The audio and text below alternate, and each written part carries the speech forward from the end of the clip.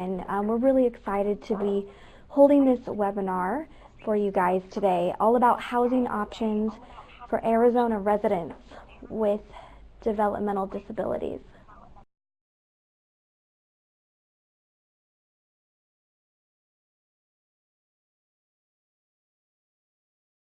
Can everyone hear me okay? I just want to make sure that my audio is working. We are going to hear from a slate of 3 presenters. And first up, we are going to hear from Ginger Pottenger. Ginger is going to share her family story finding housing with her adult daughter, Candy. Ginger formerly served as the director for the ARC of Arizona. Secondly, we'll hear from Traci Gruenberger. She is the executive director of Mosaic in Arizona. She's been there for about a year, and prior to that, she served at the East Valley Adult Services Organization, and prior to that, the Lutheran Social Services of the Southwest Organization.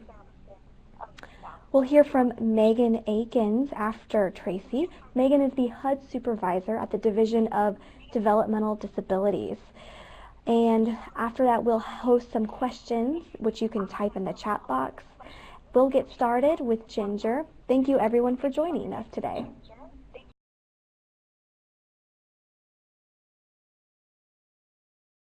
Thanks, Sarah. Let me introduce myself. I'm Ginger Pottenger. The thing I'm probably the most well known for is I'm Candy's mom. My oldest daughter was born with moderate IDD, more years than I want to remember right now. Candy is 53, so we have been down this road when it comes to housing for quite some time. What I really like to do is give you just a little bit of a background. As I said, Candy was born 53 years ago and was diagnosed with moderate intellectual disabilities.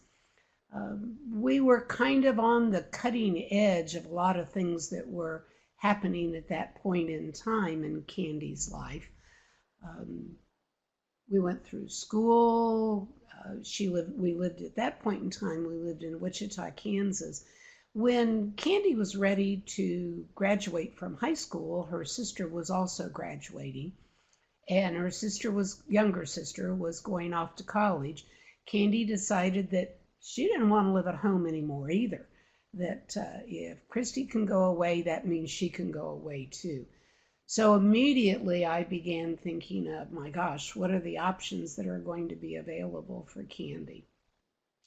I worked with, at that point it was called something different, but today it would be the Division of Developmental Disabilities in Kansas. And we eventually found a residential placement for Candy. Again, we've kind of been through all of the possible ones. She started out in a group home, eventually decided that really wasn't what she wanted to do. And so we moved into her own apartment with supports. The first apartment she ever lived in was a HUD housing project. Again, it was in Kansas, and it really worked well for Candy at that point. I then moved to Nebraska, and Candy followed with me. And when she moved to Nebraska, we rented her own apartment for her. We lived there for 5 years. She had supports from, again, the Division of Developmental Disabilities, and she worked on multiple job sites through the division. We eventually moved back to Kansas, and she again lived, that time she lived in a shared housing arrangement with a person who did not have a disability but worked in the field, and that worked really well for Candy, and she enjoyed that. She was working in the community at that point in time and liked her housing arrangement that she had. When we moved to Arizona, which was 20 years ago. We found it a little more difficult to kind of navigate the system. And Candy now lives in, she started out when we lived in Arizona, she started out in an apartment with supports from DDD. Now she lives in a townhouse. We made the decision that it would be better if Candy lived in an arrangement where I always knew she'd always have a place to live. So I developed a trust, a family trust, and we bought a townhome that was about, I don't know, maybe a half a mile from where I lived. At that point in time, I was single, had not married my husband yet, that I have now, who's a wonderful man and supports Candy tremendously. But we bought the townhouse, and Candy moved into it. One of the things about having that townhouse in a trust, and I'm the trustee along with her sister Christy, we know Candy will always have a place to live. She is always going to be, nobody's going to tell her she has to move out. We aren't going to have an apartment complex that gets sold. We've been very lucky with staff. Candy has long-term staff, people who have been working with her for years, and I know that is not always the way it is.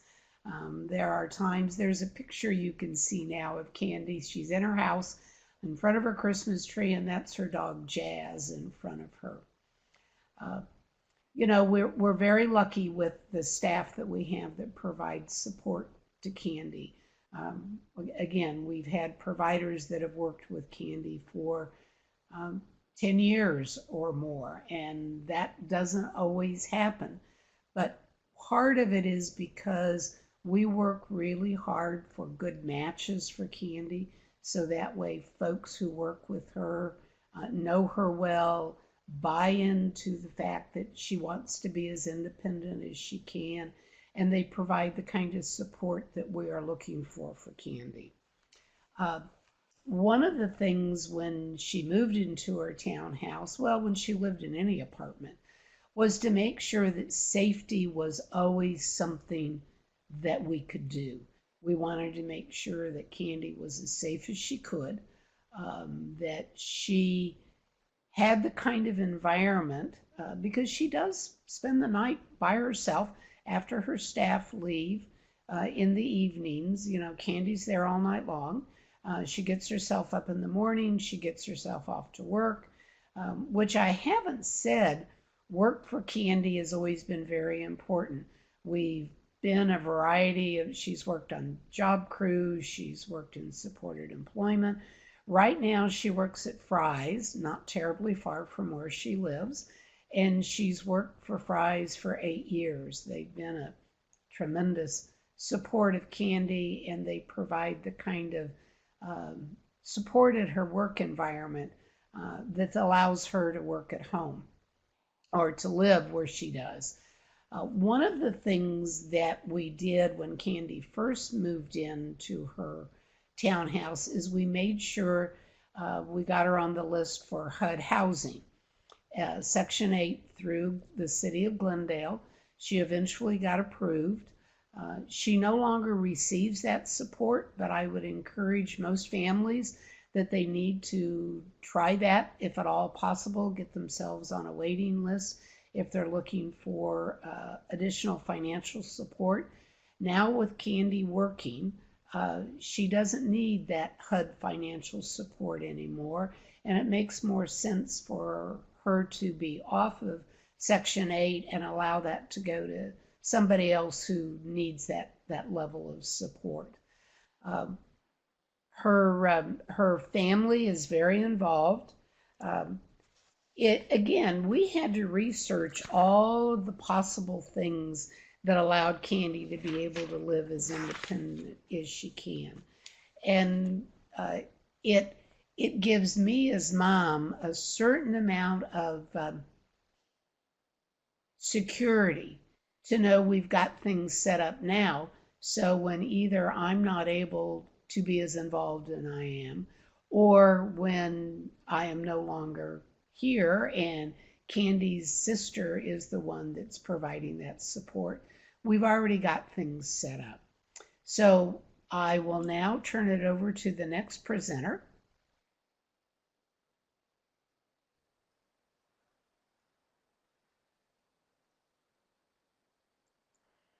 Good afternoon, everyone.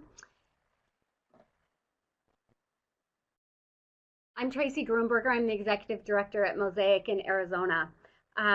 Wanted to share some information with you about adult developmental homes, which is a housing option available to folks here in Arizona, which was created by Arizona Administrative Code Article 11.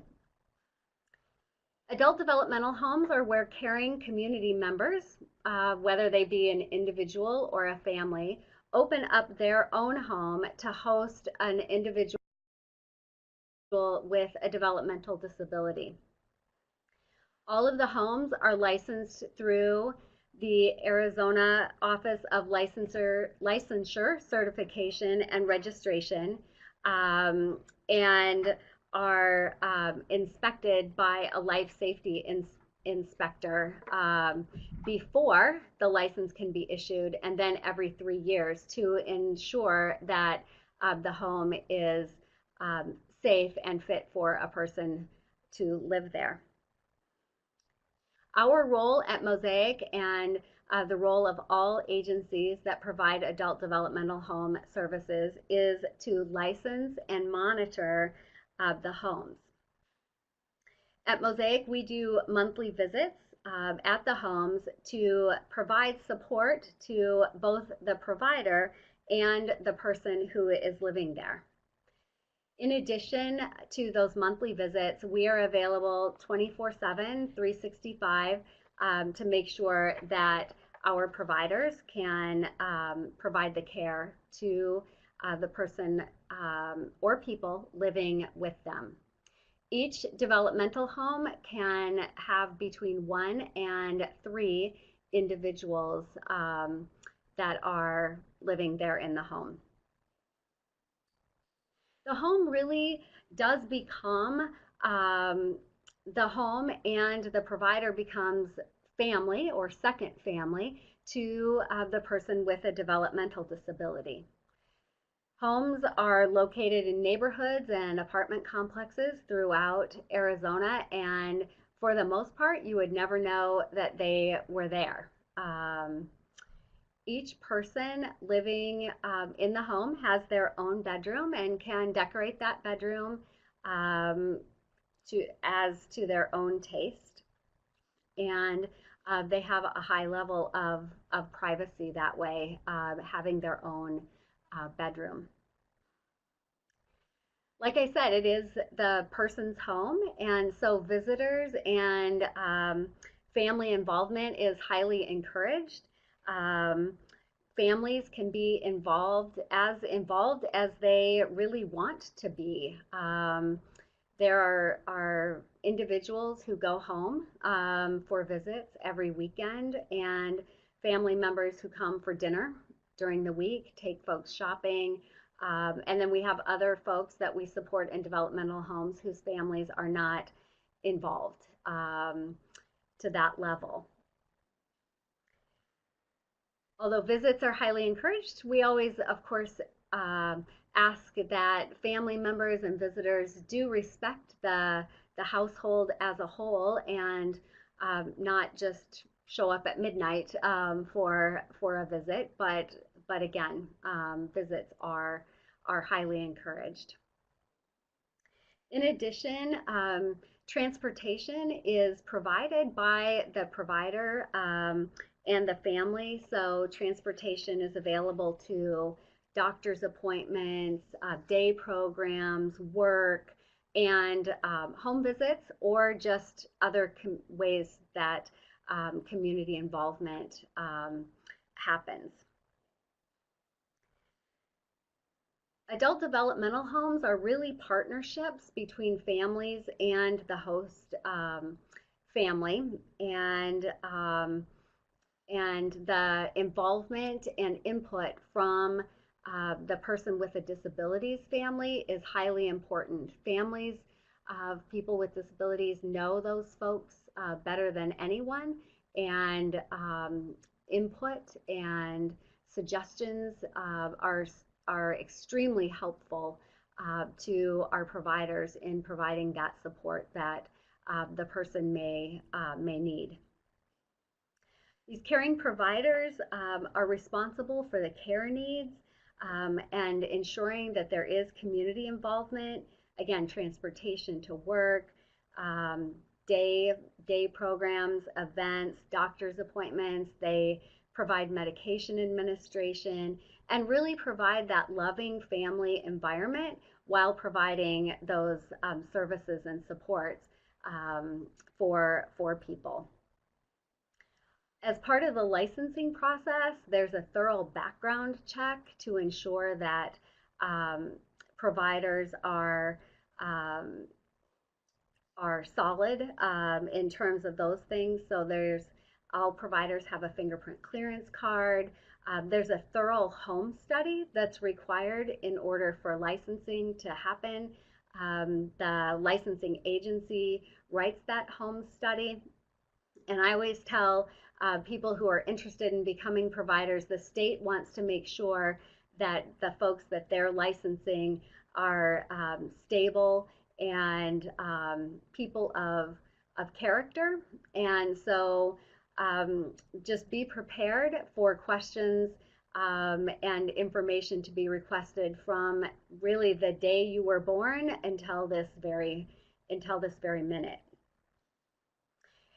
In addition, as part of the licensing process, quite a bit of training is required, anywhere between 20 and 30 hours before licensing for an adult developmental home, and even more than that if a provider wants to work with children under the age of 18.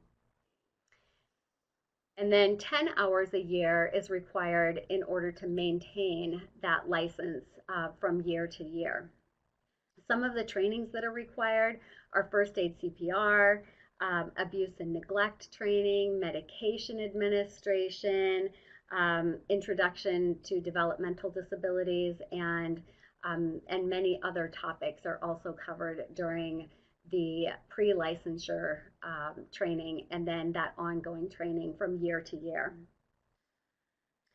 While experience isn't required to become a developmental home provider, most of the folks that we work with, I would say about 95% of those folks either are or have in the past worked with people with a developmental disability, and most of those folks in a group home type setting. So what are the benefits of a developmental home? Unlike some other housing options, there's really no staff turnover in a developmental home. The family lives there with the person, and so there aren't different staff coming in from day to day and shift to shift. It's the same people who are there all the time. So good, strong relationships are developed over time and are able to be maintained because there's no staff turnover. Because there's no staff turnover, the expectations are consistent from day to day. Sometimes in other housing options, the staff in the morning might ask the person to do something one way, but then the staff in the afternoon wants something done entirely differently, and it kind of leaves the person confused and just really not knowing what to expect from how people want things done, and or how they're asking people to do things. Also, community integration is a huge benefit with adult developmental homes because when the family or individual goes out on an outing, then the person goes with them, and so it really does become a normal flow of life. So just like um, you go to the grocery store, then if you have groceries to get as an adult developmental home provider, then the person with a disability, um, if they want to go along, then they can go along to the grocery store or to the movies. Or we have people who are coaching youth soccer alongside their provider because the provider's children are in a youth soccer league. The provider is a soccer coach, and so the person living with them also is a soccer coach. And recently they went to a soccer tournament in Texas, and it was amazing because that was the first time that the person had ever been out of the state of Texas, or out of the state of Arizona. We also see decreased behavioral challenges in developmental homes because there are fewer people living together. A lot of times when there are roommates in a congregate setting where there are more people living together, roommates tend to get on each other's nerves and learn how to push buttons of the other person, and that doesn't happen in a smaller setting with fewer people in it. Also, there are many more individualized services and supports that can be offered in an adult developmental home because there aren't as many people living there. So it's easier to meet those individual needs of the person with a disability. At Mosaic, one of the unique things we do is we have what matters most conversations with all of our folks on an annual basis. And so we really learn what's important to them. And then we work with our providers to make that happen for the person throughout that coming year. All of our providers are working with the individuals that live with them on goals and things that they want to achieve, and all of those things are being tracked on a regular basis so that we know when those goals are accomplished, and we can celebrate when those goals get accomplished.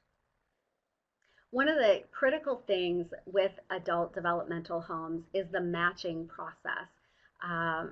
We want to make sure that when a person moves in with a provider, that it's a good match.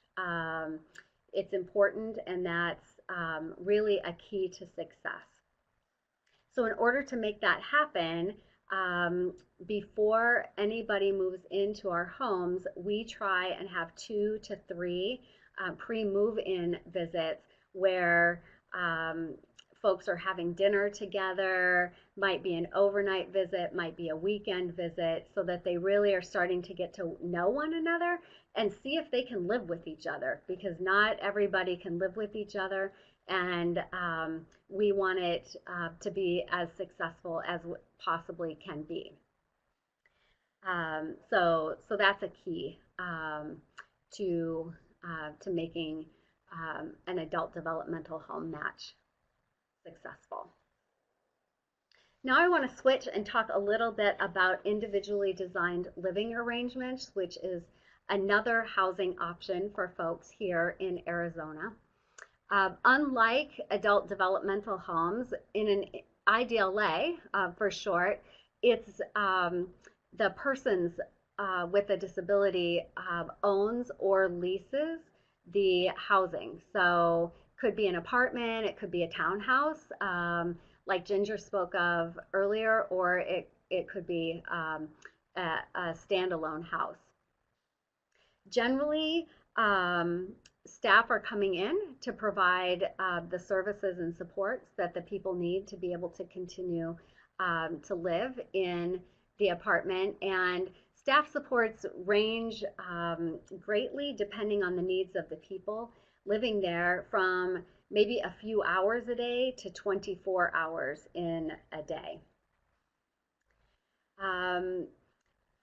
The folks with developmental disabilities choose their roommates. So generally, in an ideal lay, there are two people living together, and they have generally made those arrangements prior to moving in to the into the housing that they're living in.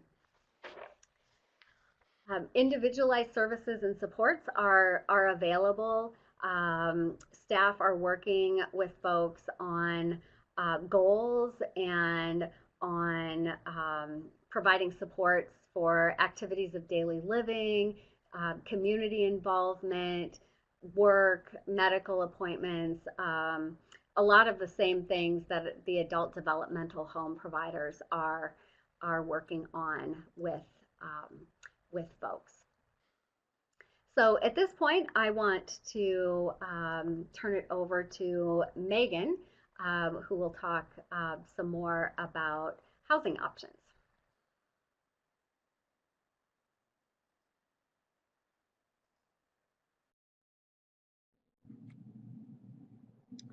Hello everyone, I can see my audio is working. So my name is Megan Akins. I'm with the Division of Developmental Disabilities, the HERO unit. I'm here to talk to you today about new and innovative housing options for members of the division. As the webinar's title, Beyond Group Homes, suggests, I'd like to share with you some of the new opportunities that are available to our members. Information is always changing. Please check with the division for the most current information.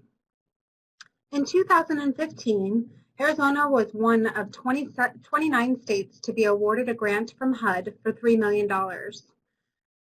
It was awarded to the Arizona Department of Housing, the Arizona Department of Health Services, Access, and the division, and it is to provide funding for 64 apartments for division members. I'm seeing some pictures up there. Those are nice. So basically, we have a couple of different opportunities, and because we got this grant through HUD, we got also an additional 27 apartments from the Housing Authority of Maricopa County, where they set aside those apartments for our members. So we have the 64 that were funded through the HUD grant, and then the 27 apartments that are funded through the Housing Authority of Maricopa County. And I see a question from Lindsay down here, and it says, wasn't there something a while ago for individuals with autism? I think that, Lindsay, all of the housing availability through the division is not specifically towards one diagnosis. And I do believe that there is something, but that's not division funded, so I'm not going to be talking about that today. But if you want to send me an email at Makens, M-A-K-E-N-S, I can get you that information. And I see a bunch of people are typing, so I'm going to give you a minute. First place, yes. That's it. Okay, yes, good. So basically, the eligibility for these apartments that are brand new and renovated, they have all brand new appliances. They've got washers, dryers, stoves, microwaves. They're very, very nice. I would move in any day. But the eligibility for these apartments are, the member must be between the ages of 18 and 61. They have to be a member of the division, all tax eligible, and they have to have an active ISP. And they have to meet housing and financial requirements. Housing and financial requirements are things like they can't be a registered sex offender. They need to pass a credit check. In this particular credit check at this property, they're not looking to see if you have good credit. They're looking to see if you paid your rent. So just because somebody doesn't have a lot of credit, or they have no credit, or they have bad credit, that's not something that would disqualify them from applying for these opportunities. They just need to make sure that they don't owe any previous landlords money. So either they are all paid up and current, or if they do owe money to previous landlords, this particular property will allow them to make a payment plan and prove that they have made a payment to the landlord, and then they will let them continue on with the process. So they're just looking for that. And then they also run a background check and make sure that anyone living in the home is not a sex offender, a lifetime registered sex offender, and that they have no violent history of crimes. Any crimes that may pose a danger to their neighbors or their community around them, they can say, no, we don't think it's a good fit. And then that person has the opportunity to appeal. And then if they appeal and they explain the situation, then the housing provider has the opportunity to say, yes, let's go forward with this process, or no, let's not, this isn't a good fit. So those are some of the things that are about the application process to the property. Once you determine, and I know that there's a lot of different people on here that are, some maybe parents or support coordinators, but this really needs to be a team decision to move forward with the process. The reason for that is because we want to make sure that the member has the skills that are needed to live independently. This is moving into their own home. It is an apartment. It's not a division. We don't monitor these homes. We move people in and provide the services, and that is the extent of the division's involvement. We check on them and we let them call us, and we'll, if they need something, we'll try to problem solve with them. But this really is their own home, and they really need to have the skills to do that. So some of the paperwork that they're going to need to apply once the team makes the decision that they are eligible to apply for these apartments are Social Security cards, picture IDs, birth certificates, any documentation on their income, and the paperwork that is needed when they closer to their move-in, which is within 60 days. They would need a Social Security award letter, any financial information about their job or their assets, and application. Now, we always tell members when we apply, when we start the application process, that there is a lot of paperwork. And I know you all are divisions. I see some questions. Give me 1 second. I know you all are familiar with the divisions paperwork, but HUD has a lot more paperwork, and it's a big packet. So my staff, the support coordinators, myself, we're all available to help with that process. Let me get to your questions. Okay. Who owns the apartments? Well, the grant provides for 64 apartments, and we haven't identified those yet. We've identified maybe about half of the apartments, but we're in the works of getting a contract with HUD, which is called a RAC, with the owners of the apartments, so we're not going to share names yet with that. And then Adrian is asking me, do you count Social Security in addition to work income in the income eligibility?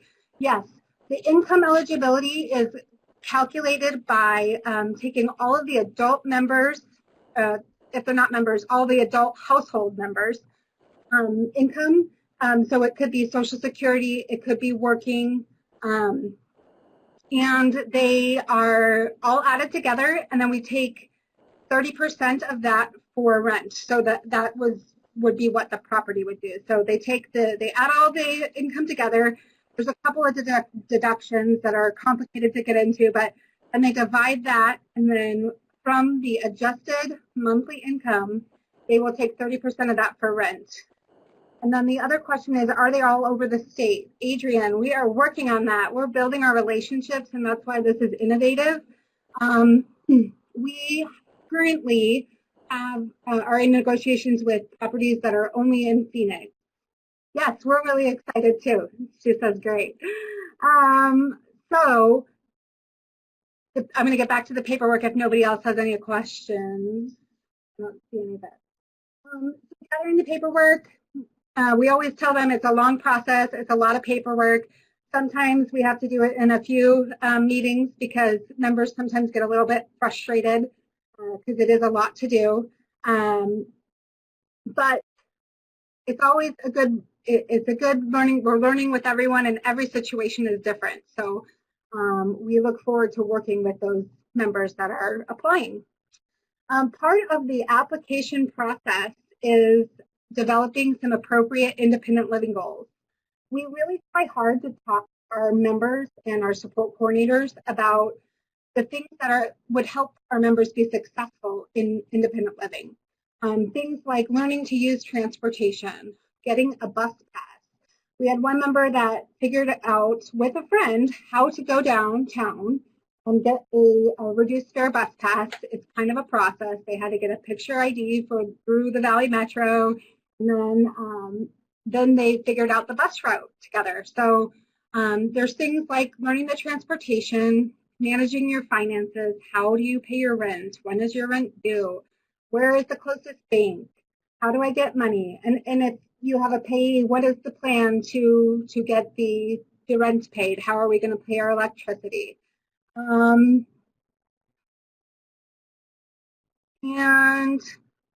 what else? Being a good neighbor. We have people that are trying to knock on people's doors at inappropriate hours, kind of teaching them what's appropriate, making sure that you're not making too much noise, making sure that the place around your apartment is clean, that you're following community rules. Co-felt, they have a program, a book of rules that we go over with our members, and they learn the different requirements of that property. Didn't I hear that Valley Metro offers a program that helps people with disabilities figure out the bus system? I haven't heard about that, Lindsay. We did call Valley Metro and ask for a bunch of bus books, but I haven't heard about that one. Oh, I see a bunch of people are typing.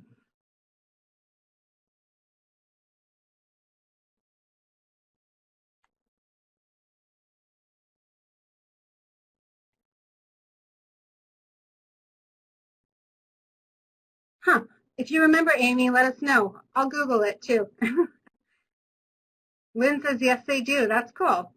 Cool. That's good to know. See, sharing resources. It's all about making relationships and making sure that you know what's available. And that it's been a learning process for all of us. We called 211 ourselves to try to get some different resources, or we'll call and say, hey, we have this number. We won't share any information, but we kind of give a scenario, and they say, oh, okay.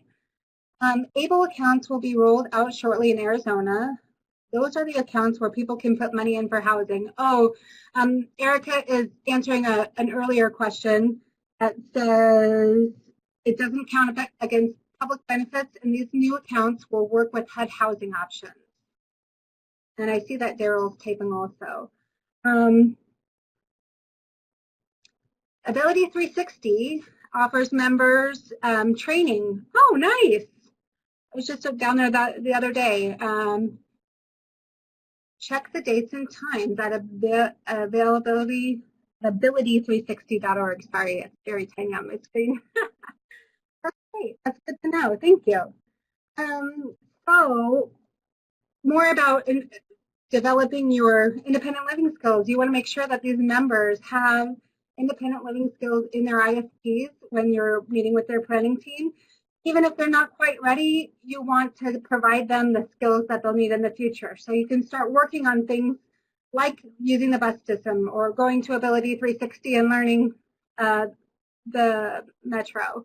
I was going to show you, I was going to pull up some resources and share my screen with you. So it's going to take me 1 minute here. Bear with me.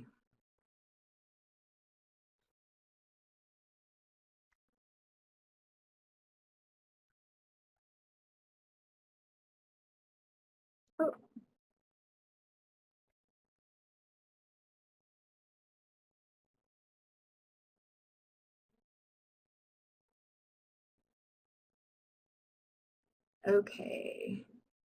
Okay, so just so you all know, I cannot see the chat box right now, so I will get to your questions when I click back over. I wanted to share some resources that we have found in keeping affordable housing and members engaged. So the first one is the Southwest Fair Housing Council. Now the Southwest Fair Housing Council gives free training. You can contact them and ask them to come out to your agencies, or they actually train the DDD staff. They're the first half of our, or the second half of our fair housing training that we provide to support coordination. We have trained over 500 people in fair housing in the division. About half of those are support coordinators, and then the other half is their supervisors. And the Southwest Fair Housing Council has helped us do that. But basically what you need to know about them is that they help when there is maybe things that are going on that aren't fair in your housing, or that people are discriminating. They will bring lawsuits against companies that aren't following the federal law or the state law. So that's a good resource, and they have a lot of good letters for accommodations and things like that. So if you kind of just poke around their website, it's swfhc.com, and you can just kind of look at the resources. But there is a tab that's called resources right here, and you click on it, and they have all sorts of letters and things that you can use. The next resource is the list of housing authorities. And actually, I think I can see what you're writing now. Yes, okay. So the list of housing authorities, you would think that since there's a Maricopa County Housing Authority, that there would be no other housing authorities in Maricopa County, but that is not the case. There is all sorts of housing authorities in each in cities, and this is a list of all the housing authorities in Arizona. So if you're a member or your child is looking for a place that's affordable, a good place to start is with the city housing authority and county. So this list is down on the left-hand side of your screen under the downloads. Under the downloading options, and you can click the link and download it, or you can just go to AZ or housing.az.gov and download it yourself if you're wondering if it's the most current version when you go to look at it in the future. And then it provides the telephone number and link to each city and each housing authority. And then the last part that I wanted to share with you is you are only as good as your Google search terms. That is, sometimes when you're searching for something and you're not using the right term, you're not really getting the right response that you need, right? One of the things that we have learned about as we've gone through the trainings and met on a quarterly basis with Access and met with the Arizona Department of Housing is that the cities have money for what's called eviction prevention. You have members or people that you know that are at risk of getting evicted, you can Google the city, which we'll just do Flagstaff right here,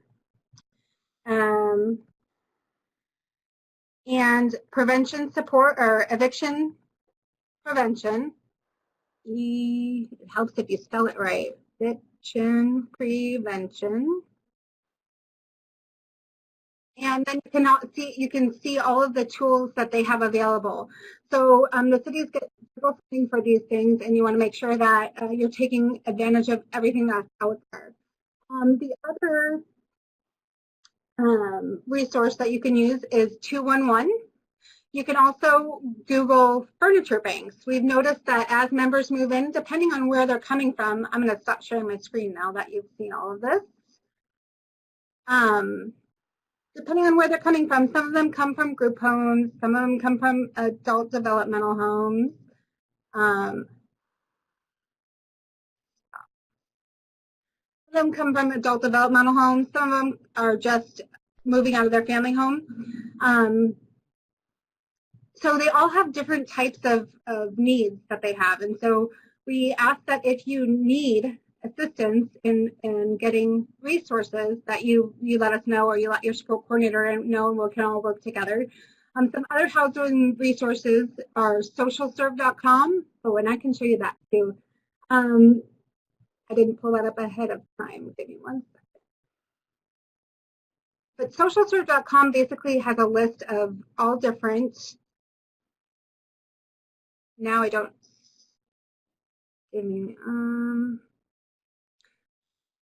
I wonder if I can do it this way. Can you see that? Hold on, Megan. Let me stop sharing the PowerPoint. Share my Oh, there you screen. go. Okay. Thank you. Sorry. I knew there I was missing a button somewhere. Okay.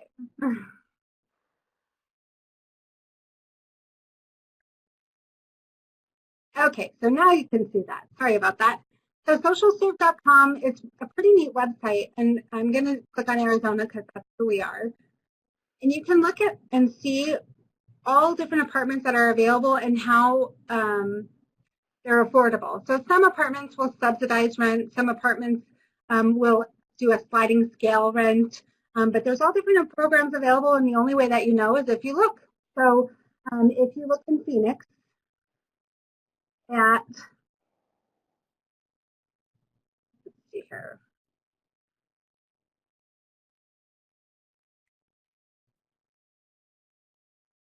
you're going to say show areas only starting with Phoenix.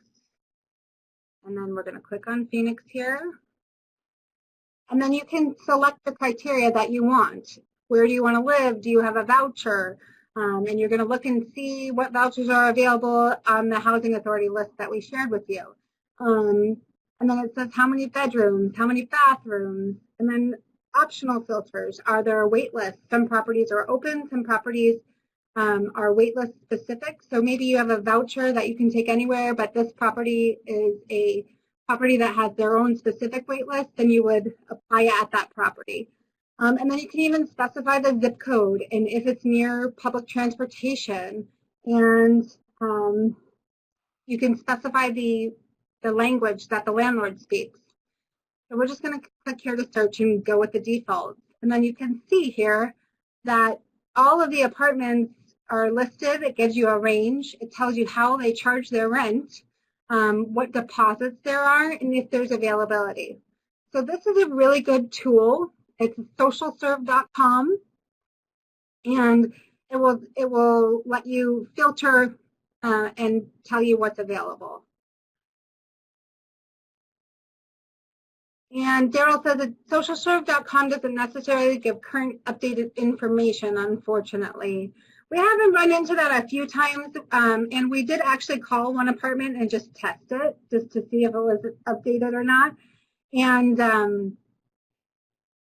they said they were having an issue with something, and they were hoping that it was going to be updated soon. So there are some issues, but it is a really good search tool, and it might not be totally accurate, but it's a good improvement from nothing. And then do we have any other questions in the chat box? No.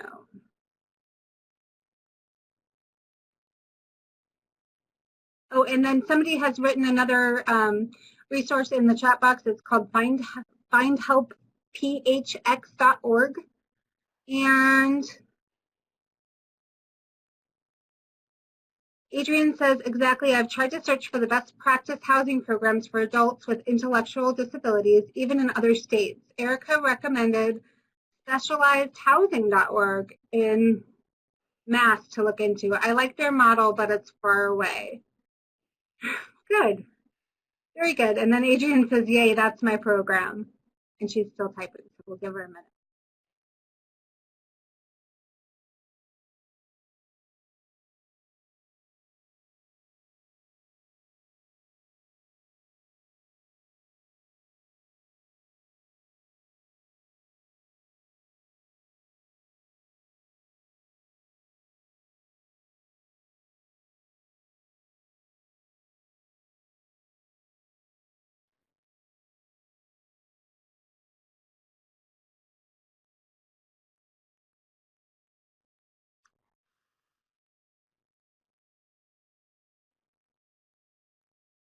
And lots of people are typing.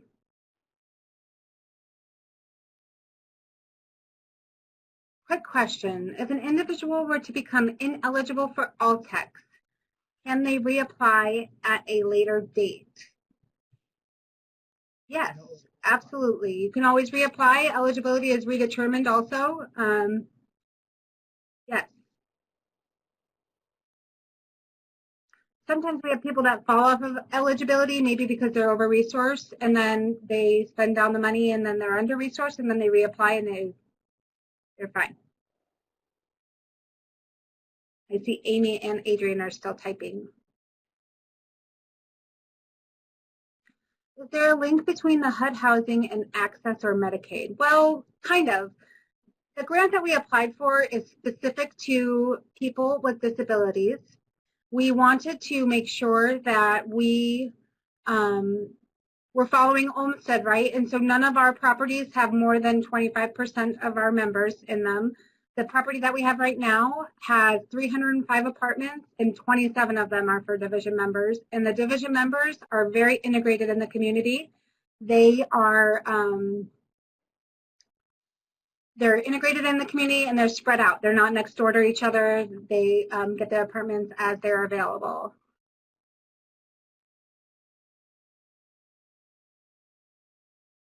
Oh, and the link also is that they have to be all-text eligible. So is there a link between HUD housing, access, or Medicaid? That link is that they have to be all-text eligible.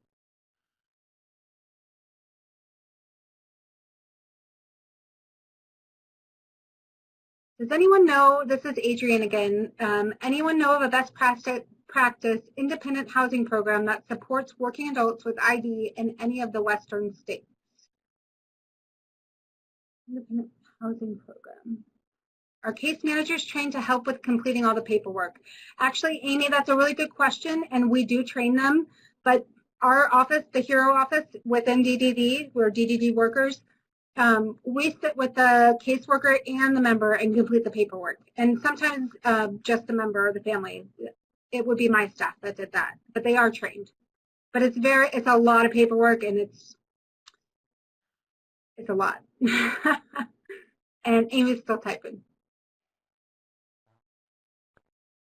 There was one other question, Lindsay, above. It says if the person becomes ineligible for all text, would they still be eligible to receive DDD services? If a person is, yes.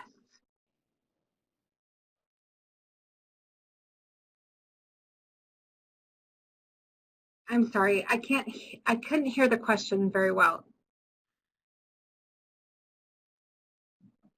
It is. Can you repeat your question? I'm sorry.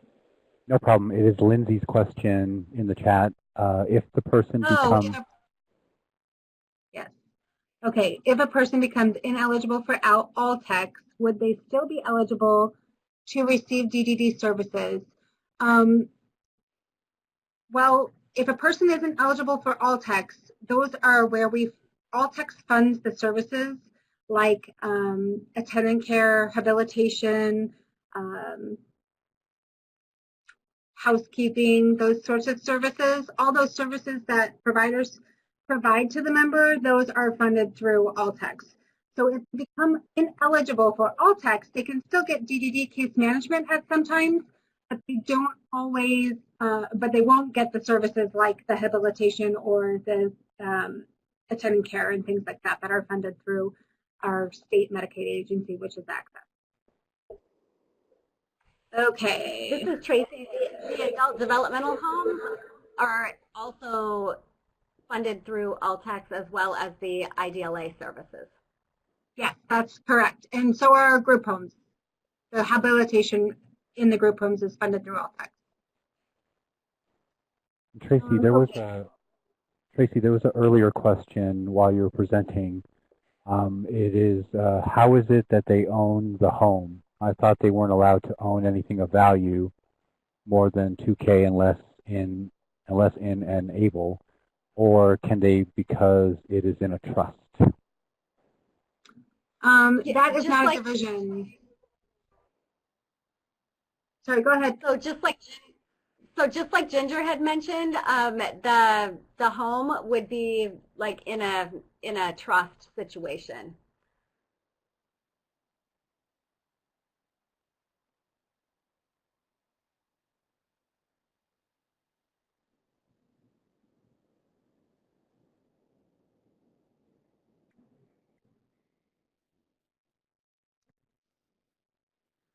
Lynn wants to know, will you be providing your office contact information so we can share it with members? Sure, you can have my, I can provide my information, but the application and the decision needs to come from the team, and the referral has to come from the support coordinator, because we have trained the support coordinators to identify who's eligible and who can be referred.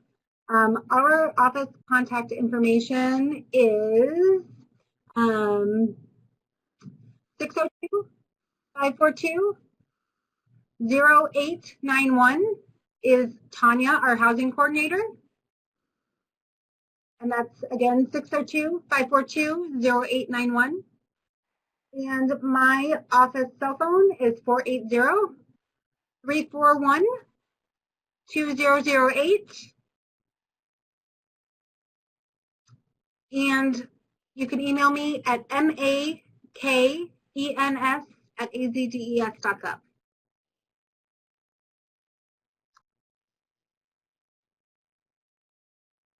And lots of people are typing now. Okay, curious. This situation was presented at a Stark Family Trust / Able Accounts conference.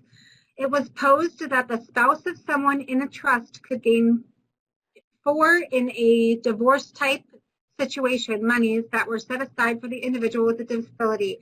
Is that true? What if there is a prenup is the question. That's not a question for me, so I'm going to let somebody else take that.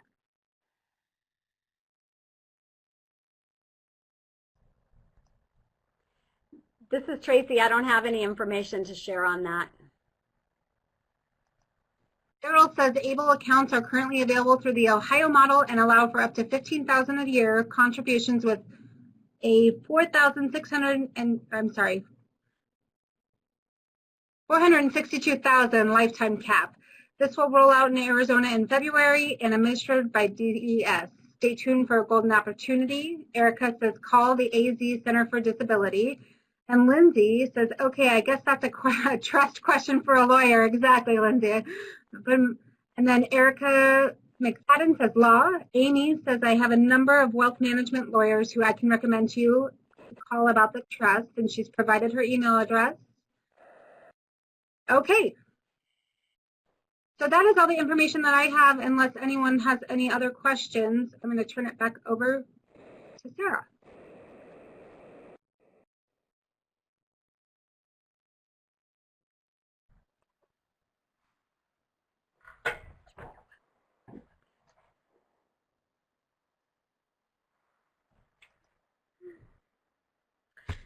Hi everyone, I had connection issues earlier, so I'm using Tracy's computer now, but you're asking a lot of great questions. And yes, Steve, we are recording this. We will be sending out the recorded version, which will appear on our YouTube channel within the next couple days. We have a really quick turnaround. So if you're interested in having that recording and you're not already signed up for our email mailing list, simply comment in the chat box that you'd like to sign up for that. That's how we typically send out our announcements for both the recorded webinar sessions and new webinar sessions. Was there any questions that people didn't get answered? Now is the time to type it in the chat box. We don't want anyone to feel that they've been missed, because this is such an important topic. Daryl, I noticed that you mentioned the ABLE accounts. And funny enough, that is going to be the topic of our next webinar. And I'm hoping that all of you will share that link when it's announced. And here's why. ABLE accounts, which will be rolling out here in Arizona in February, are going to be valid for housing. So all of the options we discussed today, you will be able here in Arizona to use an ABLE account for housing rent or mortgage payments or other ways, paying for different housing options. So please stay tuned. They really are so connected, and they are complementary to trusts. A lot of people have been asking trust questions, and while we're not lawyers, it's a good idea to call the Arizona Center for Disability Law and things like that. We are going to have much, much more rich information rolling out in the next couple months, so please stay tuned for more webinars. So if anybody has those questions that you wanted to get answered, John, do you mind facilitating that? Again, we don't want anyone to feel that their question wasn't answered. And I want to thank you for being on today's webinar and for sharing this link. All of us, especially the professionals in the disability field here in Arizona, we get phone calls and emails all the time from people looking for options for loved ones and for themselves. And so just thank you so much for asking great questions, being here today. Thank you to Megan and Traci and Ginger for sharing your info and your stories. So we're gonna facilitate those questions right now. John, if you want to do that, that would be awesome. Sure can. We have one earlier in the chat from Lindsay. The comment was, hoping that when I'm ready, someone might be willing to talk to me for free. Also wondering how the ABLES might affect those with ESA accounts.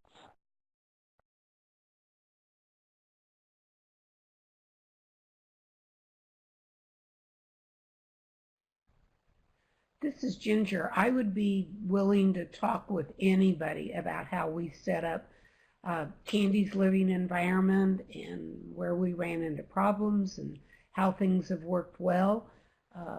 I will type into the chat area what my email address is and somebody can get hold of me that way. Thank you, Ginger. This question, or this answer is for Daryl. We currently do not have a date and time, but I see that you put your email to be placed on the listserv. So stay tuned, please. We have a question from Nancy, and she asks, will they allow longer than 2 or 3 visits to the ADH or even a group home prior to placement? My son transitions very slowly.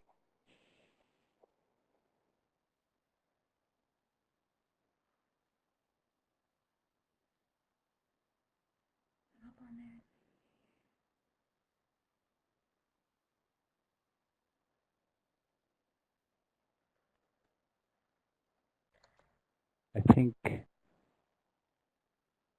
that was for Traci during the 2 or 3 transition visits. Yeah, we would allow as many visits as necessary to make sure that everybody was comfortable with the match that was being made, and we always encourage families and our providers during the match process that if it doesn't feel right, to speak up and say something, and then we'll stop the process or look for a different provider that does feel like a better match, because it's so important that people are able to connect with each other to make a successful situation. So we'll take as much time as is necessary.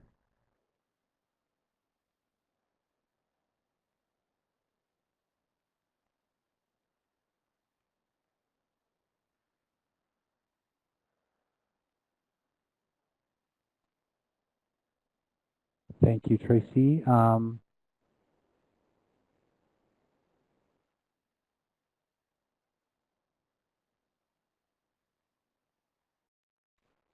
We have some comments that people can read through. See, I'm not seeing any other questions.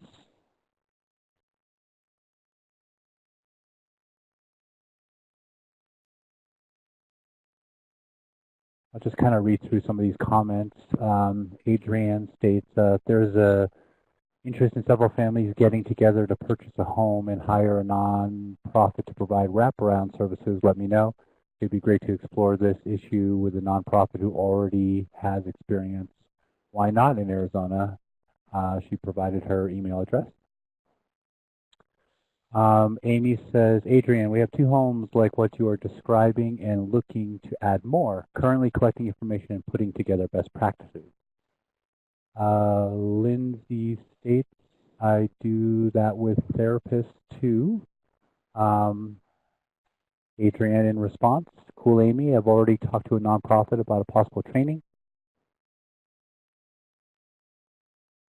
And Sarah remarked, about our next webinar. So we'll still take a couple questions. Anyone like to ask?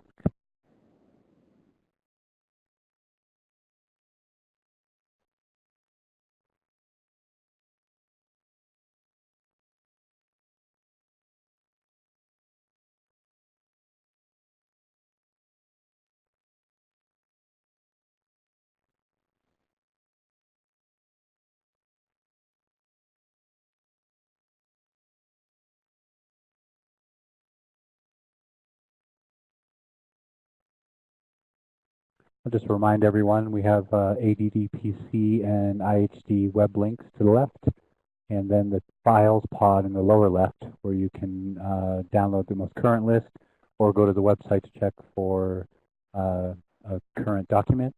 And then also we have this presentation in a PDF. Adrian asks, Amy, will you send me contact info? Thanks. And then Nancy states, in an ADH, what is the backup if the couple or person wants to go on vacation or get sick, have surgery, etc.?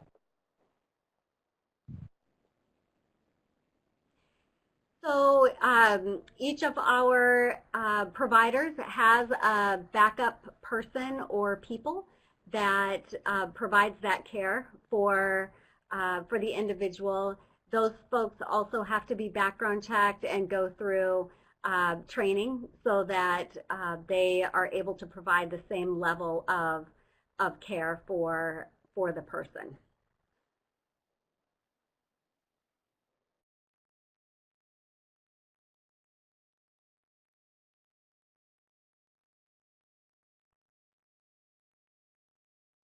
Thank you, Tracy. I'm not seeing any activity in the chat area for people typing.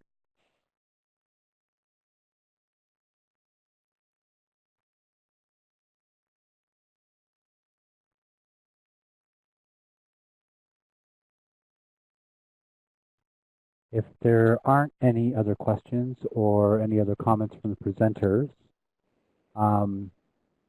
we can leave this window up for a little bit.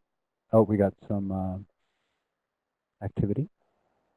I would also just add, in terms of vacation, a lot of times the individuals go on vacation with their providers because their family, it's their second family, they're part of the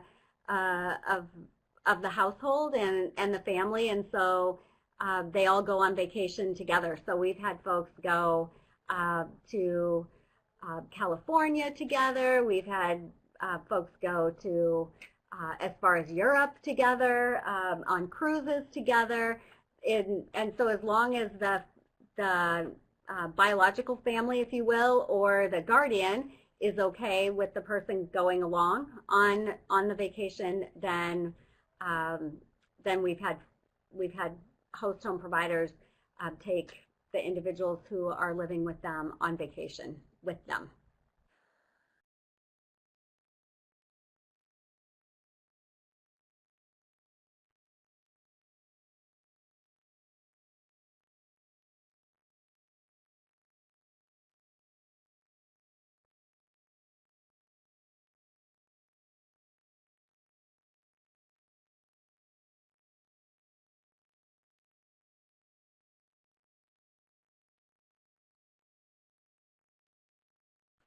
Well, thank you, everybody. We saved this chat, so if there are questions that you think about and you want to add them to the chat area, that'd be great. I'll leave the window open for a little bit for anyone who wants to download the files or go to the web links and kind of walk through the chat. We had a lot of links shared throughout this whole presentation. You can click on them. They're live and active, and then you can save them in your browser to your favorites if you need to. Looks like I have one more question here. It says, my son is now 23, lives in a group home in Phoenix. He is non-speaking and has sensory issues. Because his ISP says he needs one-on-one aids, does his level of support disqualify him from applying to ADH?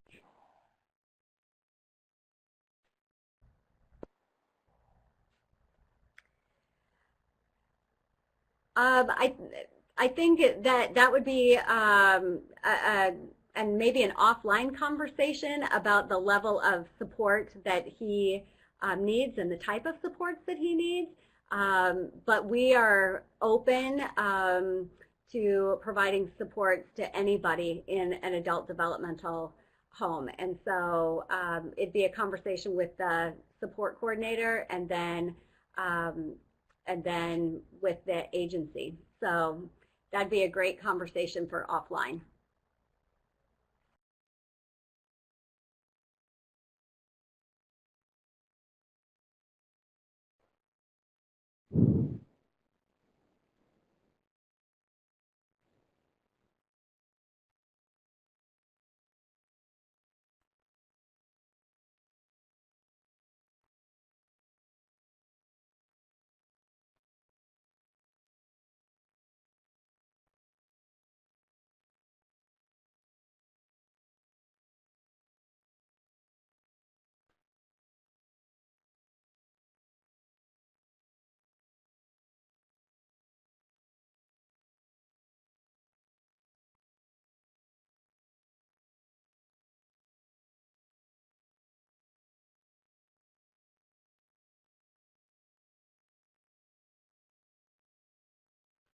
Well, thank you, everyone. If there are no further questions, we'll kind of leave it at that. Please stay tuned for the archive of this webinar on ADDP's website and also IHD's YouTube channel. So at this point, season's greetings, and hope everyone has a great holiday. Thank you.